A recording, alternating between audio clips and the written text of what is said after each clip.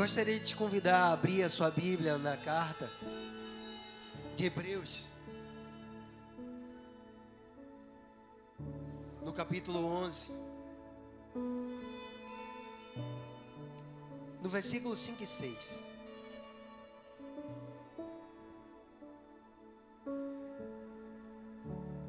Diz assim: pela fé, Enoque foi trasladado para não ver a morte, e não foi achado, porque Deus o trasladara. Porque antes de sua trasladação, ele tinha testemunho de que agradara a Deus.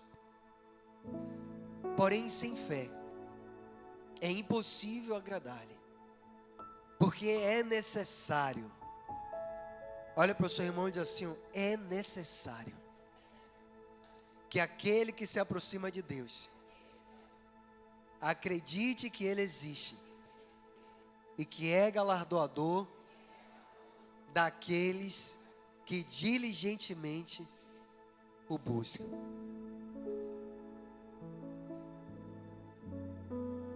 Foi essa fé, irmão, que fez Abraão, no capítulo 12 de Gênesis, sair do meio da sua parentela, ir para uma terra desconhecida que ele nem sabia onde era, simplesmente por acreditar e confiar em Deus, acreditar em uma promessa.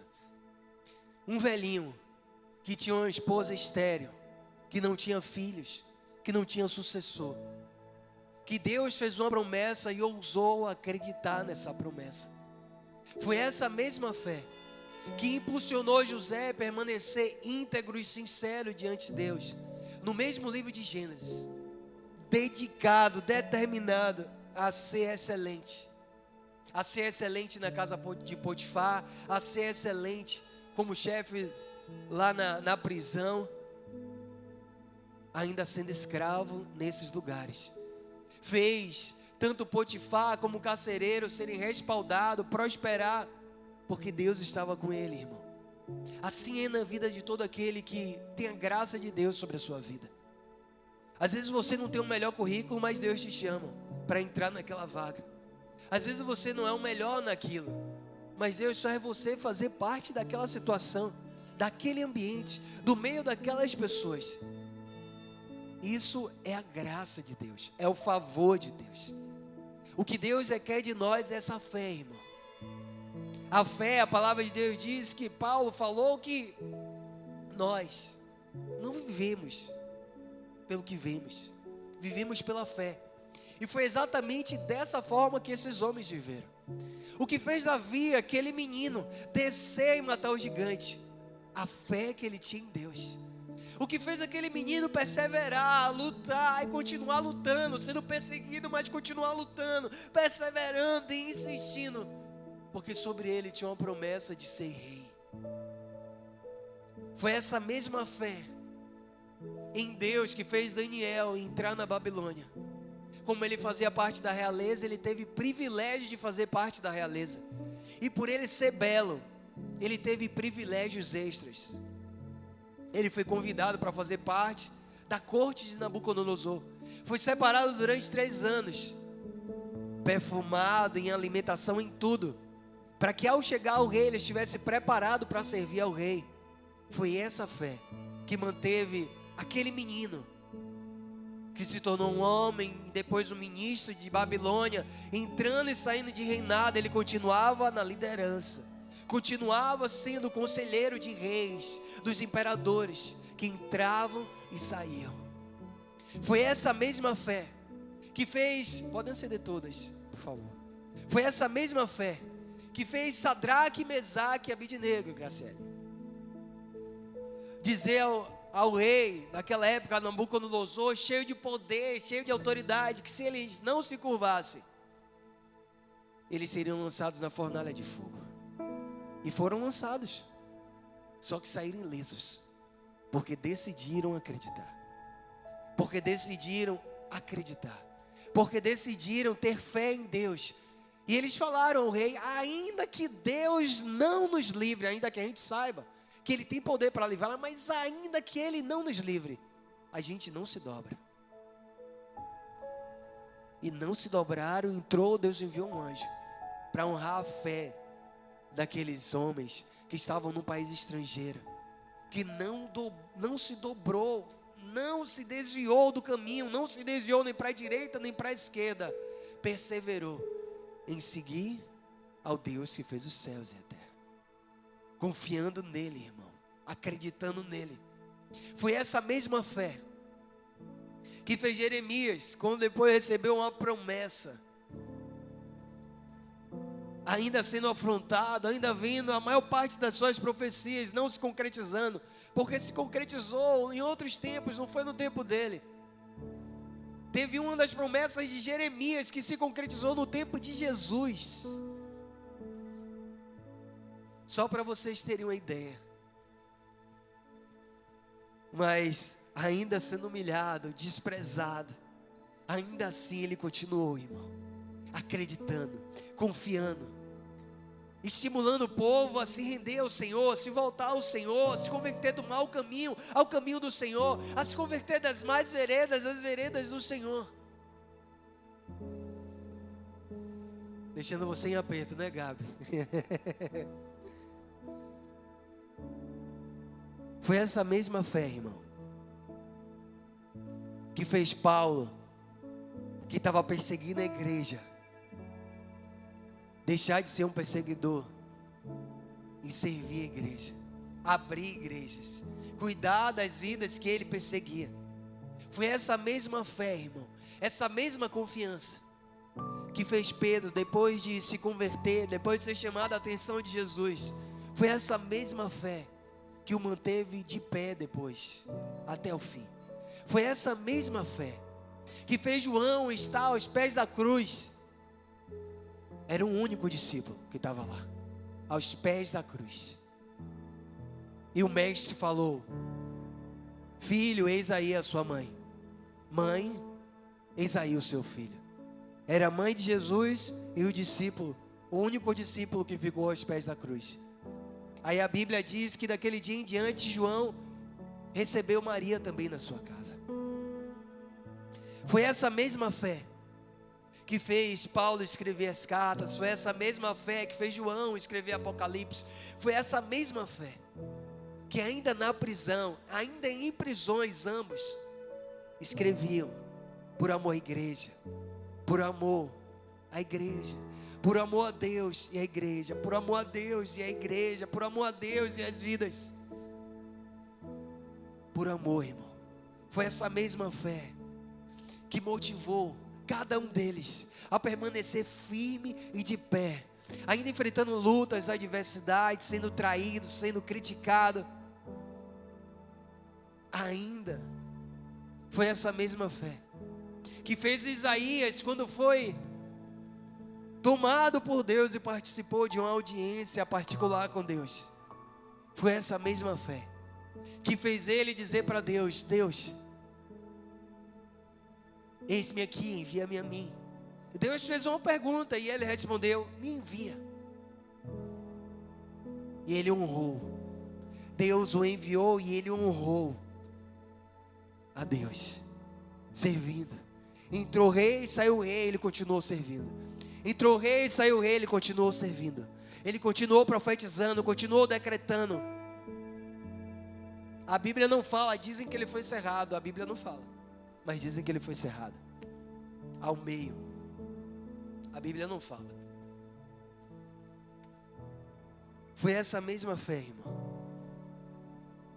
que fez você estar aqui essa noite.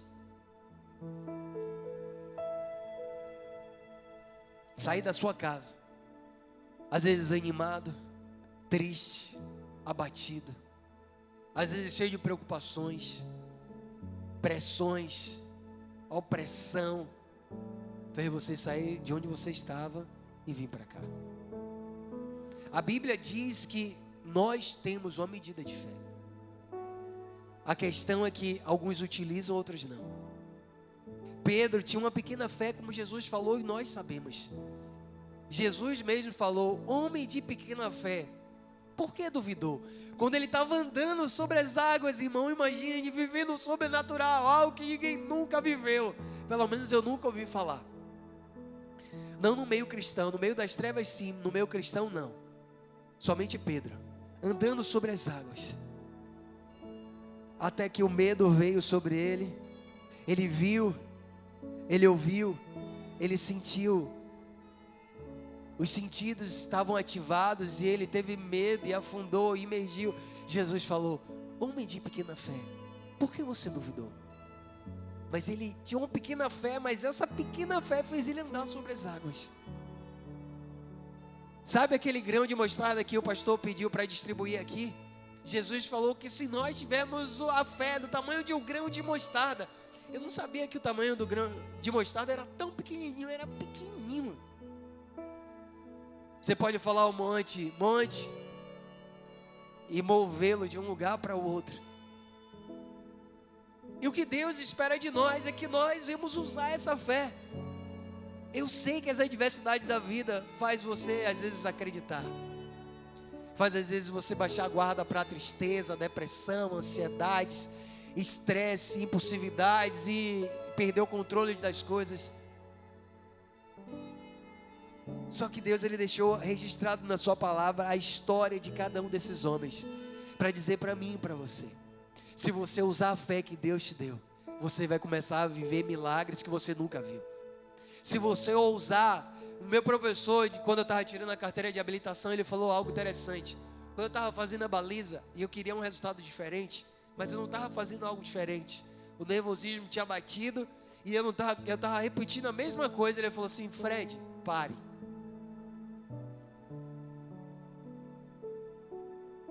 Foi um dos professores mais fascinantes, fantásticos que eu já conheci. Uma pessoa incrível. Se você quer um resultado diferente, faz diferente, Fred. Eu parei e fiz diferente, como ele instruiu. Deu certo. Graças a Deus passei. Mas naquele momento ele falou algo incrível que serve para nós, que serve para cada pessoa que está buscando algo diferente na vida, que quer uma vida diferente, que quer ser diferente, que quer viver mais de Deus, mais do reino, mais das promessas. Se você quer resultados diferentes, se você quer viver algo diferente, se você quer provar de coisas maiores, você tem que fazer coisas que você não está fazendo hoje. O problema não é o que você sabe, é o que você não sabe. Essa é a questão. As pessoas às vezes dizem, quando você tenta dar um conselho: eu sei, mas a vida mostra que ela não sabe. Eu sei, mas a vida mostra que ela não sabe. Os resultados dessa pessoa mostram que ela não sabe. E a vida lá fora é assim, irmão. A vida no reino para Deus também é assim. Não é só lá fora que se cobra resultados, no reino também. Se eu não dou fruto, a Bíblia diz que Deus, ele corta a gente. Se a gente dá fruto, ele poda para que a gente dê mais. Mas se a gente não dá, se lembra daquela parábola dos talentos? Aqui Jesus conta que o Senhor deu 5 talentos para um, 2 para outro e 1 para outro. Jesus, ele está assemelhando ao que vai acontecer lá, naquele grande dia. Se eu enterro o talento que Deus me deu,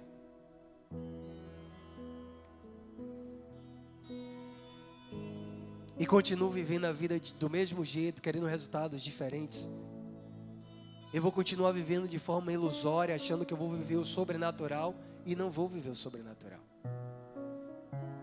Aí você desanima com o tempo, fica triste com o tempo, fica abatido com o tempo, fica chateado com o tempo, fica irado com Deus com o tempo. Por quê? E a culpa não é de Deus, o segredo está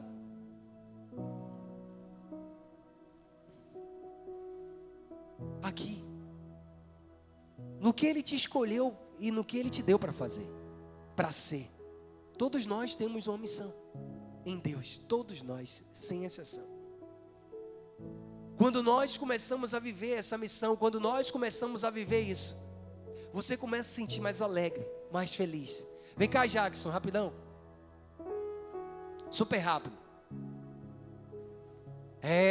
Vamos fazer, Jackson.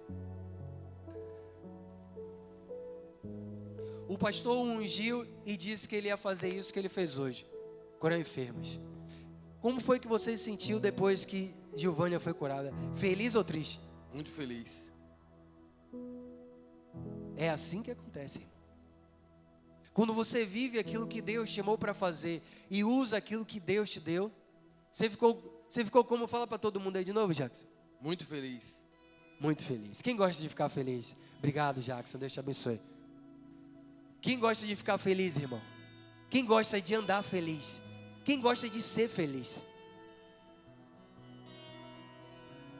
Se você vive isso, irmão, se você deseja isso, se você começa a fazer isso, irmão, a alegria vai brotar no seu rosto. Você não vai precisar de motivo, porque você está vivendo o motivo. Você não vai precisar de um motivo esse, porque você vai estar feliz. A guerra, a tempestade vai vir, vem, mas a alegria é maior do que ela, porque você está vivendo. Às vezes você vai chorar, irmão. Às vezes você vai entrar no quarto e dizer: Deus, que é isso? Aí quando a presença de Deus vem, quando Deus ministra você, você sai de lá sorrindo, com o mesmo problema que não foi resolvido ainda, com o renovo do Senhor, porque você continua caminhando. É isso que Deus faz, irmão. E esse é o convite que eu te faço essa noite. Vamos nos colocar de pé nesse momento.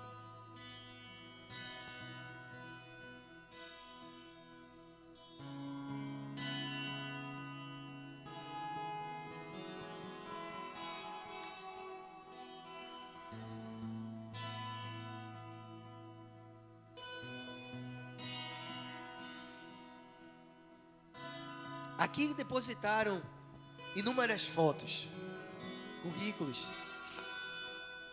Sabe por quê? Porque já ouviram testemunhos de que Deus já curou, já libertou, que Deus já visitou, já tirou da marginalidade, que tirou do tráfico, que restaurou casamentos, que restaurou ministérios, que restaurou vidas. Por isso as pessoas trouxeram as fotos para cá e depositaram aqui. Ainda com a pequenina fé. Mas isso aqui é um gesto de fé. Isso aqui é um gesto de fé. Ainda que seja pequena. Porque se eu não acredito, irmão, eu não faço. Às vezes as pessoas até vêm quando o pastor chama. Você crê? E Deus, Ele sabe. E ministra o coração do pastor. Se aquela pessoa está com fé ou não, está acreditando ou não, a pessoa veio. Mas às vezes está completamente incrédula.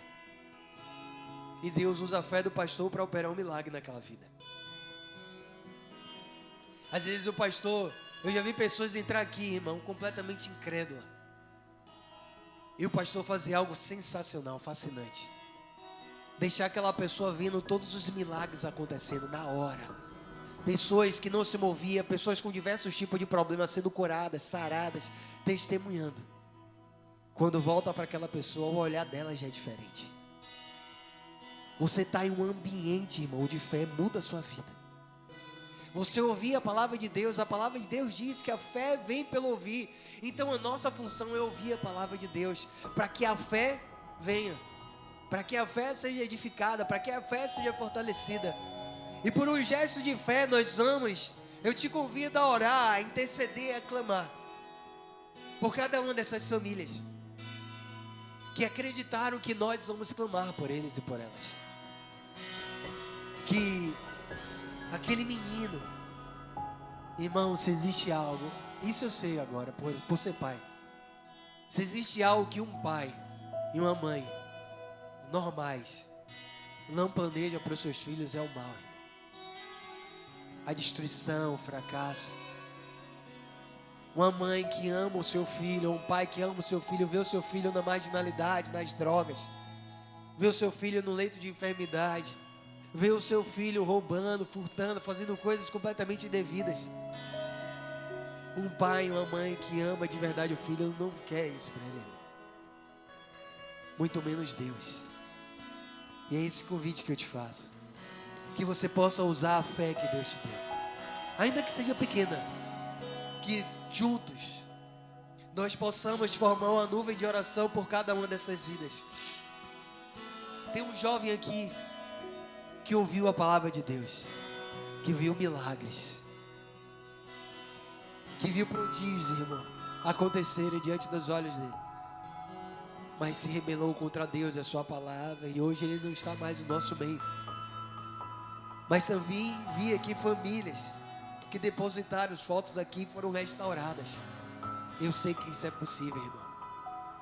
Eu sei que se orarmos de verdade com fé, se clamarmos a Deus com fé, Fred, mas não tem mais, irmão, tem a palavra. Se a palavra diz que você tem fé, que a fé foi repartida, se Jesus diz que com a pouca fé nós podemos mover montanhas, então vamos usar a nossa fé essa noite, para que Deus se intervenha sobre essas vidas, sobre essas famílias, e que milagres possam acontecer na vida delas.